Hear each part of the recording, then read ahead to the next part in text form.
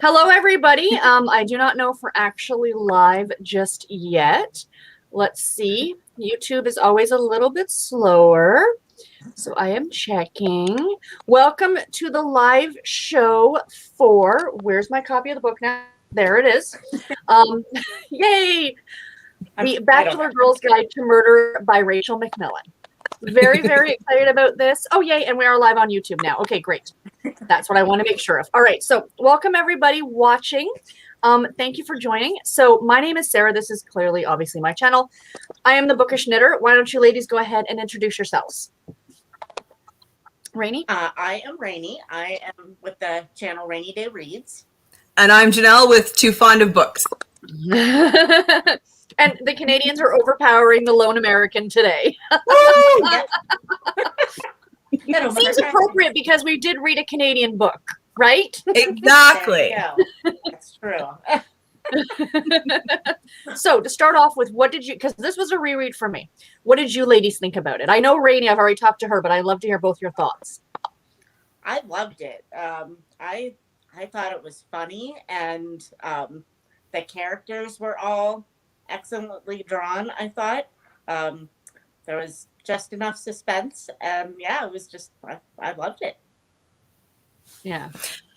I liked it. I can't say I loved it, but I did like it. What I loved was the setting and the time period. So I loved that it was set in Toronto in 1910. I think that's a great time period and a great city to have it set in. And I loved the connections with Sherlock Holmes and Dr. Watson. I thought that was a fun little addition to the story as well. And I did like the characters. The mystery was pretty good. I did think there was a few holes here and there, but I mean, overall, I did quite enjoy it. Yeah, it was a fun read, and when I read it the first time, I just remember being just so thrilled with the fact that it was set in my home city. And as I'm reading parts of it, I'm like, I've been to Massey Hall, I've been to the theater, you know, like I walked by St. James Cathedral. I mean, that's just kind of what just adds to the enjoyment. Oh, for sure. And I told Rainey afterward, I'm like, Google search the Winter Garden Theater. You need to see the inside of it. Because she's a theater geek, right? So I did, and I was like, oh, I need to go to there. So everybody else in the comments, if anybody else is watching who's also read it, what did you guys think? What star rating did anybody else give it? So, I mean, there's not a lot to talk about. Let's be real, right? It's a 200-page book. Mm-hmm. It wasn't exactly long and drawn out. Right.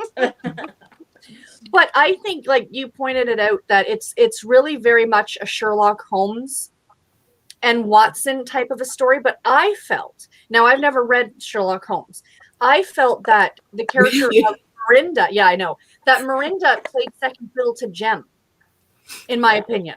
Mm-hmm. Like, Jem was definitely the more stronger character out of the two girls. Mm-hmm. That was just my opinion, you know? Yeah. She was the stronger character, that's true. She's 100% the Dr. Watson in the story. Okay. And so I think that worked because the Sherlock Holmes character is supposed to be a little bit slightly otherworldly, not really understood, right? Like, okay. And so I think that was true of Miranda. We didn't really we got to know her a bit, but she was still a bit like, Yeah. She was, that's what I felt with her, is that it's not that I disliked her. It's that she wasn't, I just felt like she wasn't as drawn out, but I guess if that's true to the Holmes character, then that makes sense, right? Yeah. Yeah. And the mystery itself, like again, this was a reread for me, but I'm trying to remember back to the first time I read it back in 2016. I remember being like, okay, like, who done it? Who, Yeah. The mystery was good. It kept me going. There were a lot of suspects. There were a lot of people it could have been. And so that part was good. Yep. I think it's interesting too that the author played around with the idea of Sherlock Holmes and Watson, but she gave those characters to unmarried women in a time when they were like that just added so much more conflict to the story. They were in far more danger than Watson and Holmes would ever have been in. And they were also in not just physical danger, but in danger of losing reputation and all of that stuff that is really important for women, and especially in that time period too. Oh, for sure. I liked that part of it. Yeah, and the other books, the next books in the series are quite good too. I quite like them. They take place, I think, in 1912 and then 1914, so right before the war, which is really good. So yeah, if you get a chance to move on in the series, I recommend it. But yeah, no, I like that, and like you said, the danger. But I did feel like, yeah, the danger was there clearly, but it was almost in a cozy mystery kind of way where you knew that they were in danger, but not that they were in mortal danger. Yeah. Does that make sense? You know, yeah. Backed off just enough to make it. and we may talk spoilers here for anyone who's watching. We're not going to hold back on spoilers because, you know, we're just going to assume that everybody's read it. Oh, okay. I didn't know what we were going to do with spoilers or not. I allow that. I figure, you know what? It is sweet. what it is. Okay. All right. Excellent. Yeah. Spoilers are allowed. But yeah, I'm just trying to think what else I want to. If you guys want to bring anything up, please do jump in if you want to. Hello, everybody in the comments. Hello, Cozy. Hello, Elizabeth. Hi, Elizabeth. I can't see the comments, so I have to. I'm gonna. Oh yeah, Rainey's on her phone. Yeah. I'm gonna get my iPad. It's right down here. That's funny. I know, Elizabeth, you said you were going to read it. Did you finish it? Probably not. But I mean, in terms of, like I said, like I think it's something that you do not see a lot, and that's another thing that I thought set it apart. It's not your atypical cozy mystery. Yes, it's two females. Yes, it's got the cop as, you know, whatever. But because it's set in a different time period, because it's, you know, I think that really made a big difference in the story itself. It made it unique to what it was, you know? Yeah. And I mean, and I liked some of the villains. Like, I mean, I guess you could call them villains or suspects, right? Like one or the other. But like, I loved the theme of power throughout the book, because the women didn't always have a lot of power. So that was part of the theme. But then there was also just the theme of power as far as the mayor goes, because he was running a campaign to get reelected. And so it was all about power for him. But then it was also about power within the police force, because the chief of police, you know, was kind of, you know, cozied up with the mayor. And then the cop that's their friend. Oh, I've already forgotten his name. What's his name? Jasper. Jasper. You know, he makes a mistake that he doesn't know is a mistake, and then gets busted down to traffic cop, and he doesn't really know why even. So it's, I mean, there's so much about power that's playing around in the story that I liked. And then even with the reporter, right, with Ray, you know, for a while he's able to write the stories that he wants to write in their newspaper, and then even then the mayor exudes his own power and says, no, write good stories about me, and then Ray has to write stories that aren't necessarily true in order to keep his job. Absolutely. Yeah, no, you're right. And a lot of political in this, which is normally not my jam, but it worked in this context. It worked for this story. Yeah, they didn't get too bogged down, I didn't think, in political doings that somebody that doesn't care about politics wouldn't be able to handle it, you know? Exactly. And I, you know, for what I said earlier about Miranda not being that drawn out, but she did have really the personality, like at the very first pages where they're coming against that, you know, to that first dead body, and she's pretty much like, I don't care. I want to see it. I am going to figure this stuff out. You know, like, how can you not adore her for that, right? She's so Sherlock Holmes in that way too, right? Like, she's so focused and single-minded that the rest of it doesn't matter. You know, she doesn't care if people see her in her trousers, or she doesn't care if, you know, she's stumbling over a body. She just wants to solve the mystery, and the rest of it, whatever, you know? Whatever. And even when someone shows up at their house, if she's not appropriately dressed, she doesn't care. And what was that one scene? Who was it that came over and she was lying on the floor and she never even bothered to get up? Was it Jasper? Was it Jasper who came over, or was it who was that other guy that she made Jem date for a while? No, is it Gavin? Gavin. Was it Gavin? Somebody that's came right. over and Jem expected Miranda to get up, but Miranda's like, nah, screw it. I'm lying here on the floor. Yeah. And the way she treats the housekeeper, like, just, like, oh, that, I don't need a chaperone, that kind of an idea, right? Yeah, exactly. So the funny thing there is, it's, again, totally like Sherlock this way too, but she has money of her own. And so therefore, there's a sense where she has some power because she has money. She's not dependent on other people. And therefore, it's okay if she breaks some of the rules or the societal norms because she's got the money to do it. Whereas Jem didn't. And, her parents kind of cut her off. She doesn't have any money. That's a little more important to her. And so it was interesting to see that between the two of them, that Jem did actually care about what people thought of them and her reputation and stuff. Yeah. Although in the end, she would still follow Miranda anywhere. I love that last scene in the book where I just thought that was just so adorable. They really are a great little pairing, and they pair off well against each other. I really liked that a lot. Yeah. And I'm hoping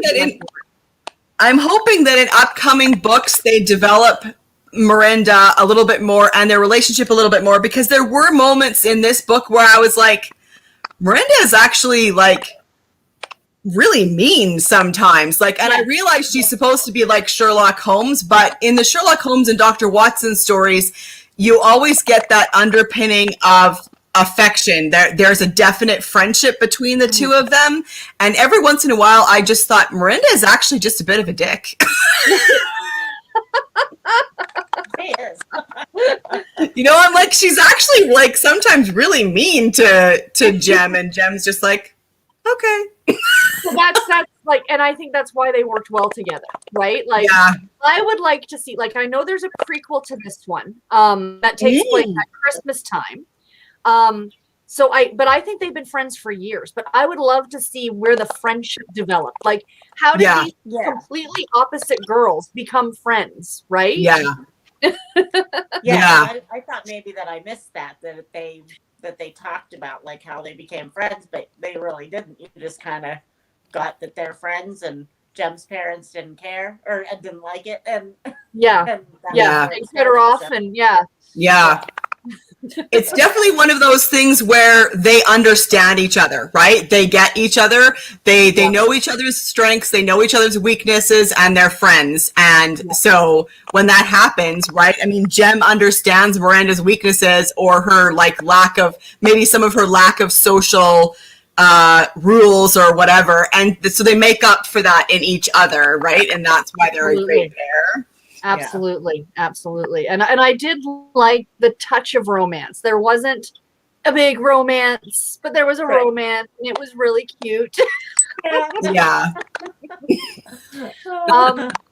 Now, I know Rainey brought up when her and I were talking about this after she finished it. She was talking about Tony and, was it Violet is the sister? Ray's sister? Viola. Viola, thank you. Mm-hmm. Yeah, and how, we were saying that we kind of see why she was sticking around and why, you know what I mean? Like, especially back then, she would have had nothing. Yeah. On her own, with the little boy. Right. Especially being an immigrant. Mm-hmm. She comes over here with him thinking that they're going to have this great life. And then he, gets involved with whatever he gets involved in and kind of turns a bad corner, and she blames it on the country, and not him, because she sees like he must have been a different person in Italy, for her to have married him and had a kid with him and everything, and then he gets in with a bad crowd here. Maybe he's feeling like he hasn't amounted to anything, and that was really just from different historical, Mm-hmm. that was a really big time, you know, Yeah. guys go Oh, for out sure. and drink. It's actually kind of sad, I think, that Vi and her son and even Tony are moving away because, I kind of liked having them as characters in the story. So, they're not going to be around anymore. Although, I mean, it had to happen that way or else Ray would never have married Jen because Exactly. he took his responsibilities too seriously to his sister. Yeah. He's a good guy. I mean, he really is. Ray is a really good guy. Oh yeah, I think he was like him and Jem were like my favorite, but I just thought that all the characters were just so very well developed. They weren't necessarily caricatures; they were true, fleshed out, characters, and you feel for them, and and the way that Ray looks after his sister and his nephew. I think it was adorable, really, really nice, and good family guy for sure, for sure. Yeah, but yeah, and like we said, the mystery was good. Sure.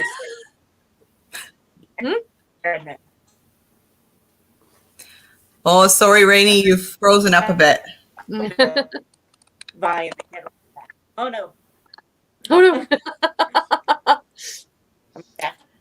So what is everybody else reading currently for March Mystery Madness? Because I'd like to know that too.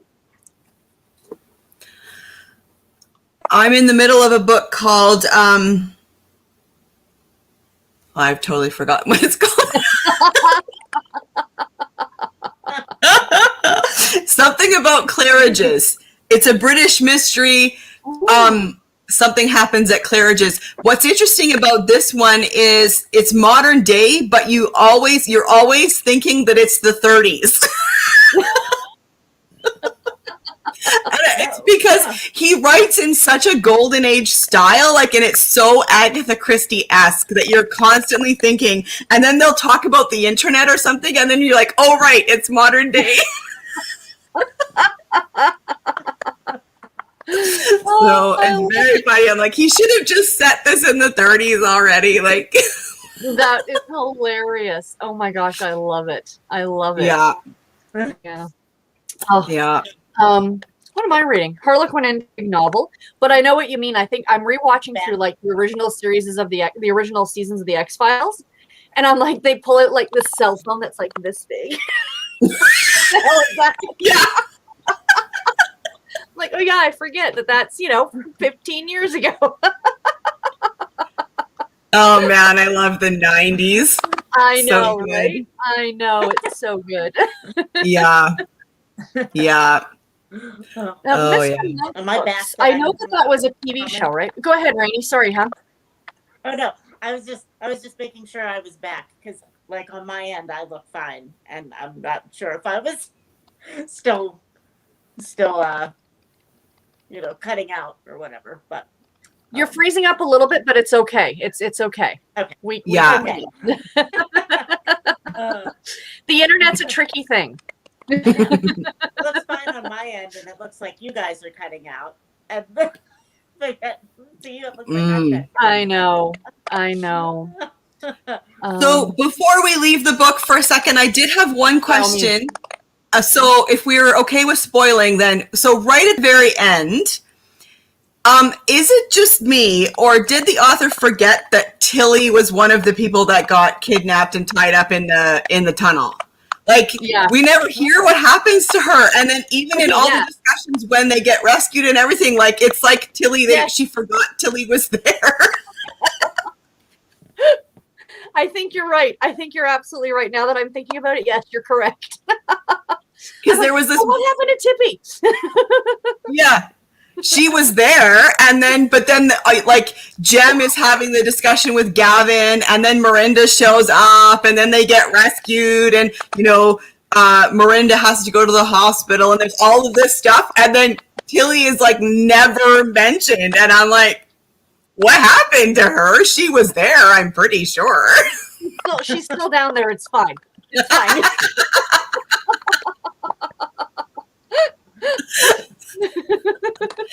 Sometimes I wonder you know, when authors are writing books, like you wonder what their process is, right? Like if they have like, if it was me, I would have Post-it notes everywhere, right? So these are my characters and these are currently where they are. And maybe like the Tilly Post-it note fell off the wall and so she forgot to. Yes. The cat batted it up underneath the sofa, you know. Yeah. I mean, it wasn't a huge thing. It was fine. But I just remember thinking like, I'm pretty sure Tilly was down in that tunnel. Yeah, all she had to add was She never said a word. anything, you know, like, and Tilly followed them to the hospital. Okay, at least we know where she is, you know, like.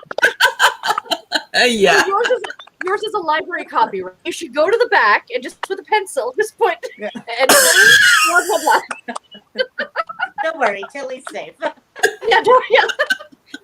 In the author's note at the back. I hate it when people write in books, in library books. Me And I too. am shocked how often that happens. Mm-hmm. Mm-hmm. I don't annotate my books anyway. I'm not one of those people. That's just not my nature. But I get books from the library and I'm like, well, why would you do that? Yeah. I can see Yeah. it with a classic for like a high school kid, you know, if they didn't want to buy the book and, you know, just got it out of the library and were taking notes for a test. But for an adult, I'm like, just put it on a sticky note. Yeah. But sometimes the notes, it seems like the people are actually trying to be helpful, where they're like, the author made a mistake here, or that's not right, and they try to fix something. Mm-hmm. You know what? The rest of the world doesn't really care about your opinion in this book, random library person. Yeah. Yeah, just put it on a sticky note. It's fine. I like Exactly. sometimes I like reading their thoughts, but Yeah. you know. I like it when you're reading a Kindle book, and if you have, like, I turn it off now because sometimes it annoys me. But you can see what passages other people have underlined, like, and how many. Yeah. I'm like, really? Why would 20 of you underline that passage? Yeah. Sometimes it's so random, right? Like, what? Why was that underlined? That doesn't make any sense. So sometimes it's fun, or like if you go to like a thrift store and you get like a book, you know, and you're reading through it and going, oh, and then that's where people have annotated or underlined or highlighted and stuff like that. That's kind of fun to see, but not in a library book. It's like, it's a library book. Leave it alone. Exactly. Leave it alone. Exactly. So yeah. So for anyone who didn't finish it, or if you're finished, I hope you guys enjoy it. Thank you for reading along.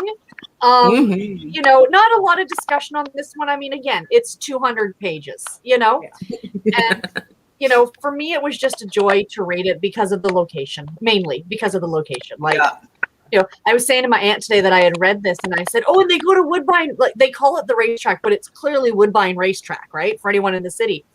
And my aunt goes, we haven't been to Woodbine in over a year. I'm like, yeah, because we can't go anywhere. Giving her ideas. You're right. Oh, that would be so much fun, you know. But I could absolutely see this being made into like a little mini series on the CBC, the Canadian broadcast. Could you not? Yeah. I Like- totally could see that. Wouldn't that be? I mean, we had, was it Murdoch, the Murdoch Mysteries? Could you see a crossover? I don't know if they're set at the same time period, but I just think that that would just be so charming. A little couple TV show would be so. Who do I got to contact at Netflix to get that done? But yeah, does anybody else have it?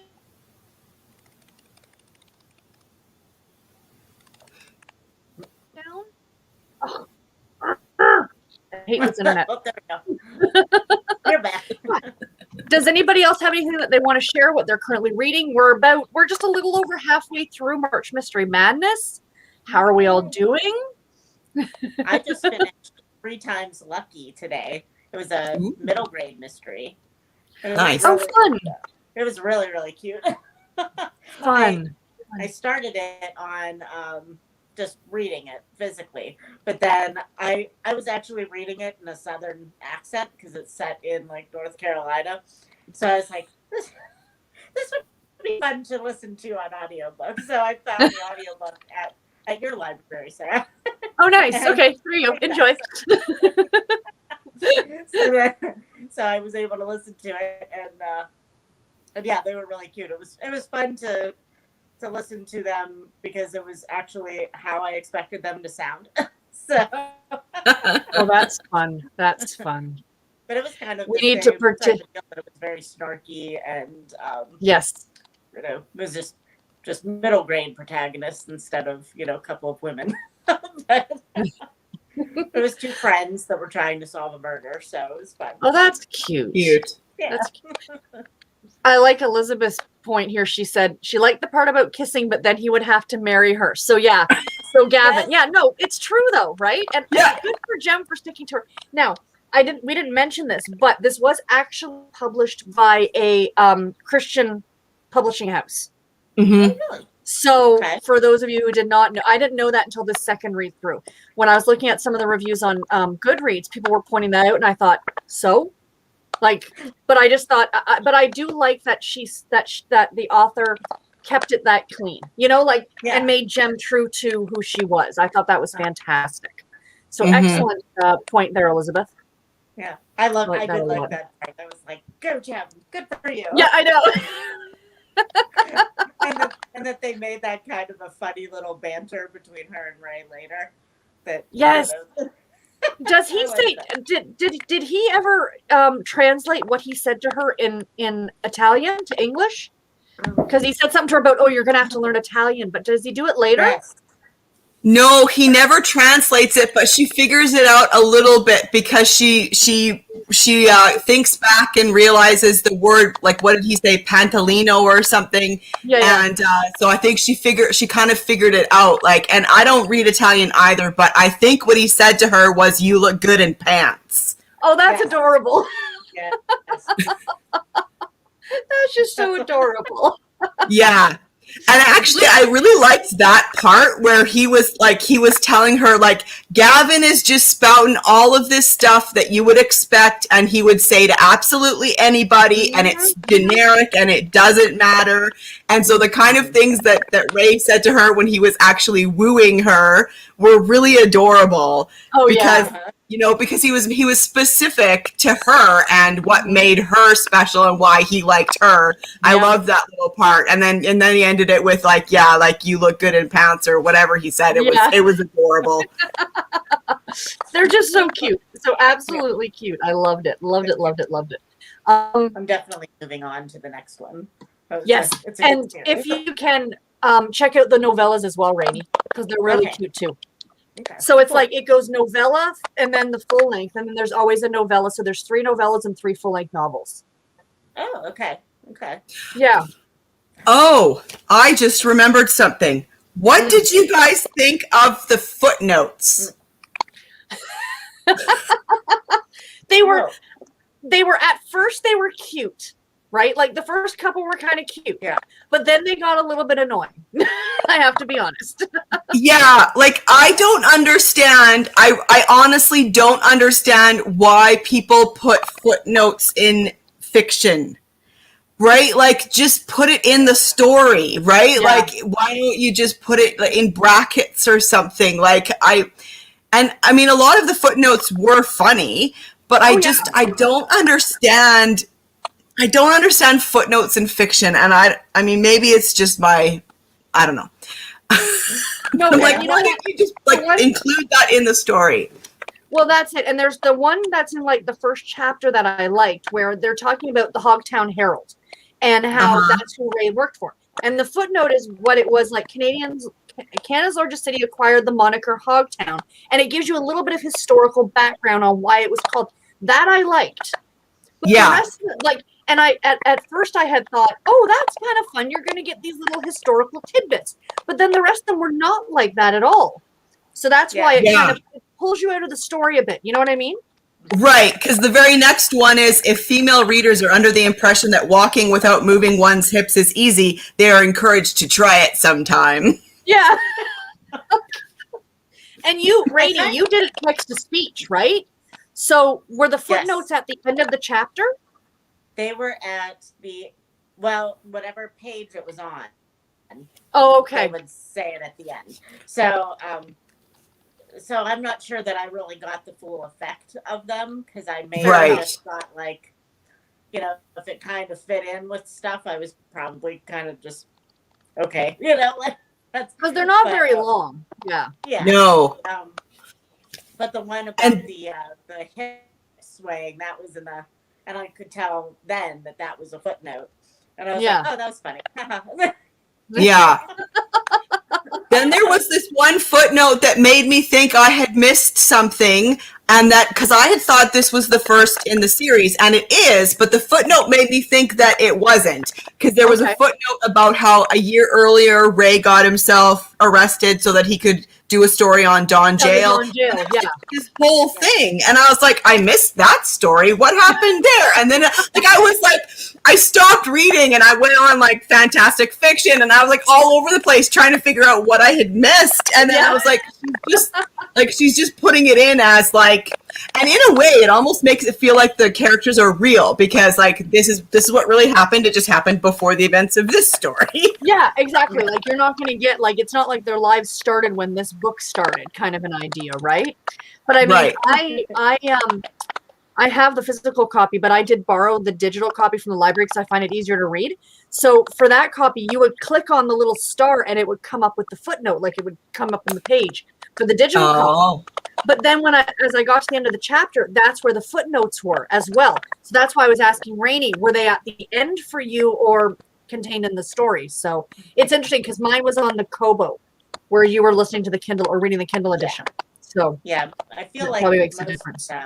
were just at the bottom of the page. So, because I'd have a little blue asterisk. And then, Yes. and then it would be at the bottom of the page. I mean, they were fun, and I'm glad, like, there was just the right amount of them. I think if there had been a lot more, I didn't love them, but it is what it is. Yeah, they didn't. Yeah, and if there weren't too many, like if there was many more, I'd be like, all right, enough already. But Yeah. Yeah. But the author yeah.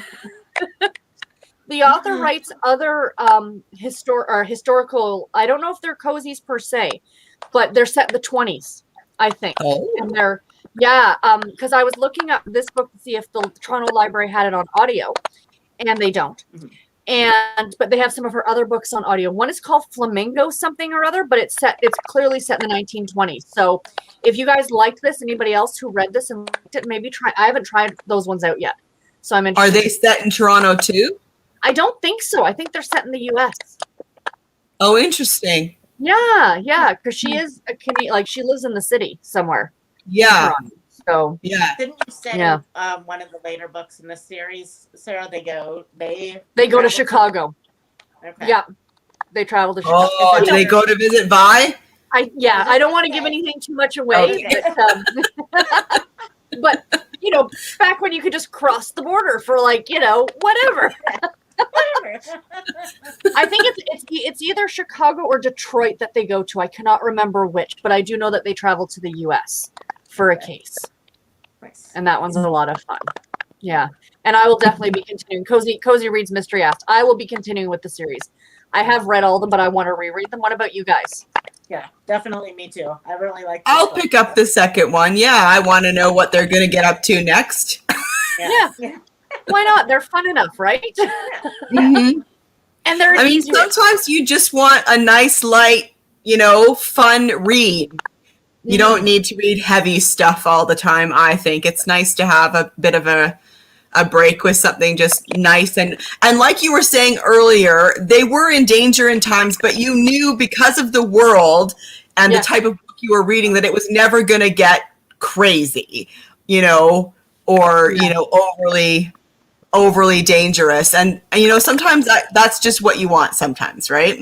Yeah, I think it's definitely classified as a cozy mystery. You guys I classify it as cozy mystery. I mean, they're amateur sleuths, like that's the hallmark of that genre, right? But I just feel now that you've talked about it, I so badly want to read Sherlock Holmes because I almost want to see the parallels now. You know what I mean? Yeah. Next year for March Mystery Madness, I'll try Holmes. For sure. Or, Cloak and Dagger Christmas. So ooh, good idea. Good idea. Oh, but wait, I can't do that because I can only read Christmas stories at Christmas. Oh, Is there a that's right. Sherlock? Well, there's Christmassy Sherlock Holmes ones. Yep, for sure. Okay, there we go. And That's the what I'll nice do. thing too is you don't have to read Sherlock Holmes in order. So read whatever you want. Read some of the short stories, and Okay. you'll get an idea. Okay. And so I'm sure there's more than one, but is it the Adventure of the Blue Carbuncle? That's one that takes place over Christmas, and that's a Ooh, short okay. story. Okay. Yeah. Oh, awesome. I'll have to look that one up. Well, that'll be Yeah, fun. I read that That's one my only this year. stringent thing. Yeah. And we have to get Rainey and Elizabeth, if you're still here, Rainey next year as a co-host for March Mystery Madness. Rainy, yay! I will be one Put of her on the list, 25 Elizabeth. hosts. Yay. Oh, I think that would be a I'm all ton of for fun. it. Yes. Yes, for sure, for sure. But yeah, I think that's about it, you guys. Nice and short and sweet. Yeah. Thank you very much, everybody, for reading this along with me. I really do appreciate it. It was a lot of fun having a nice buddy read and getting to talk with you guys. And I saw Thanks here for for choosing anyone this else. book too and hosting a read along, Sarah. It was fun, and it was a nice, short, fun read for a read along. Exactly. Just enough. And so we have here, in case anyone's interested, Cozy Reads Mystery. Her and Tiffany, the Beach Bum Bookworm, will be doing a live cozy chat at 5 Eastern Standard today. Whose channel? Whose channel is it going to be on? My guess is Tiffany's. I think It so. would be on. Yeah. Yeah. So I just wanted to. Oh, Elizabeth gave thumbs up to Rainey. Yay. Yay! I get the Elizabeth seal of approval. Yay. There you go. It is on Tiffany's channel. So anyone who wants to discuss cozies, I will be popping over there tonight to listen in on that one. But yeah, so thanks everybody for watching, and thanks guys for participating. Yeah. Well, thanks for having me on your show too. This was really fun to chat about the book. I mean, it's one thing to do a read along, but then what makes it so much better is when you can chat about it with people who've also read it. Like that just makes it so much more fun. Agreed. Oh, Elizabeth is asking, are you doing a live tonight as well, Janelle? Oh, yes, I am. I'm doing live reading sprints tonight, 8 p.m. Central, which is 7 o'clock here because Saskatchewan doesn't do the time change. So, I know.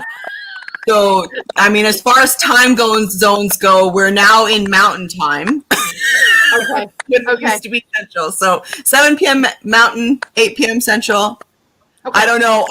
I was trying to schedule it actually on StreamYard, and StreamYard is still thinking that I'm Central Time Zone, and so I'm hoping that there's not a confusion with when I'm starting it. But yes, I'll be live reading sprints tonight. It'll be fun. Awesome. I have to join that too. Yeah. Fun Saturday night, guys. Yay. Woohoo! All right. Thanks everybody so much. Thanks, Sarah. You're Thanks, welcome. everybody. Thank you for joining.